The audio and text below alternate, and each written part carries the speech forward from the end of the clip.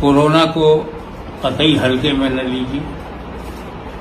یہ صرف ایک عالمی وبا نہیں، اب عذاب کی شکل اختیار کر رہا ہے. ہماری نادانیاں، گائیڈ لائن سے انحراف. ہمیں کورونا نہیں ہوگا جیسا اوور کانفیڈنس. پھر ہندوستان الحمدللہ کافی محفوظ تھا پہلے دور میں، لیکن اس کے بعد جو بد احتیاطیاں ہوئی، میلے لگائے گئے، انتخاب کی سرگرمیوں میں روڈ شو، بڑی بڑی سبھائیں، اور پھر دیہات میں الیکشن، اس نے کورونا کو بڑھنے کا موقع دے دیا. جو ہوا سو ہوا. کون ذمہ دار ہے اس سے فرق نہیں پڑتا. ہمیں دیکھنا یہ ہے کہ ہمیں مکمل طور سے کوارنٹائن پر عمل کرنا چاہیے. اپنی فیملی میں، اپنے گھر میں محدود ہو جانا چاہیے. یہ وبا ہے، یہ عذاب ہے، لیکن اس میں ایک فائدہ یہ ہے، ہر شر میں کچھ نہ کچھ خیر کا پہلو ہوتا ہے کہ جو ہم لوگ اپنی دوڑ دھوپ میں، زندگی کی تگ و دو میں فیملی کو وقت نہیں دے پاتے تھے، اب آپ اپنے بچوں کی تعلیم و تربیت کو اپنی منشا کے مطابق کر سکتے ہیں. تخلیہ آپ کی زندگی کا حصہ بن سکتا ہے. یاد الہی کے لیے موقع بڑھ گیا ہے.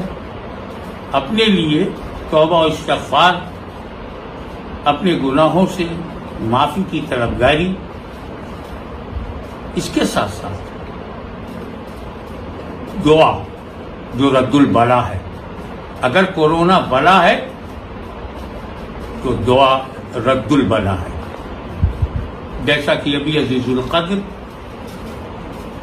مولانا سید حمزہ اشرف جانشین شیخ الاسلام نے آپ کو دعا بھی بتائی.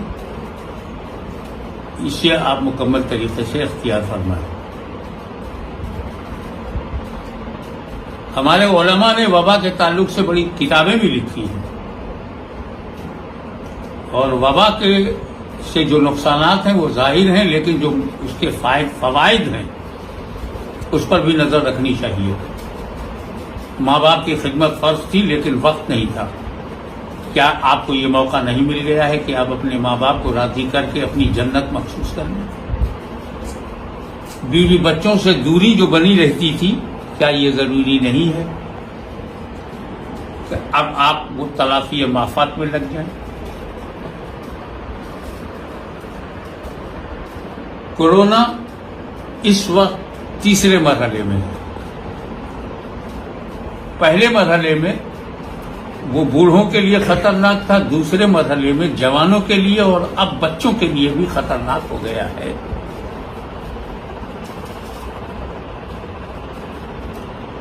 الزام کسی پر لگانے سے پہلے خود ہمیں اپنی ذمہ داری کا احساس ہونا چاہیے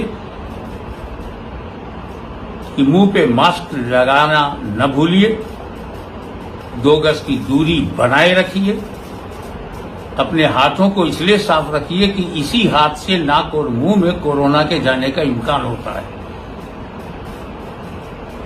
اور اسلام نے صفائی کے لیے جو کچھ آپ کو پہلے سے بتا رکھا تھا اس پر عمل کیجیے.